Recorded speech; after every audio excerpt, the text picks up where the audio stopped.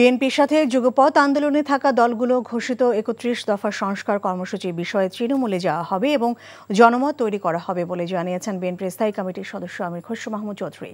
আগামী দিনে কর্মকৌশল চূড়ান্ত করতে যুগপৎ আন্দোলনে শরিক বাংলাদেশ সাধারণ ছাত্র অধিকার সংরক্ষণ পরিষদ ও গণ অধিকার পরিষদের নেতাদের সাথে বিএনপি লিয়াজ কমিটির বৈঠক শেষে তিনি কথা জানান।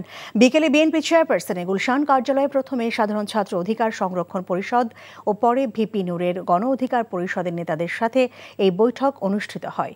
গণ অধিকার পরিষদের সভাপতি নুরুল হক নূর বলেন, অন্তর্বর্তীকালীন সরকার কতদিন থাকবে তা নিয়ে বৈঠকে আলোচনা করা হয়েছে এবং তাদেরকে যৌক্তিক সময় দেয়া হবে।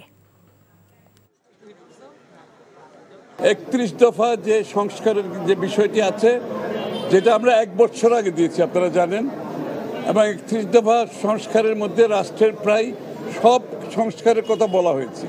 আর এখানে যদি দু একটা সংযোজন করতে হয়, আলোচনার মাধ্যমে আমরা সিদ্ধান্ত নিয়েছি সেগুলো আমরা সংযোজন করব আগামী দিনে। এটা নিয়ে আমরা জনগণের কাছে যাব, দেশের মানুষের কাছে যাব, আগেও গিয়েছি। যেহেতু সংস্কারের বিষয়টি আছে, এটা মানুষের কাছে তুলে ধরবো আমরা।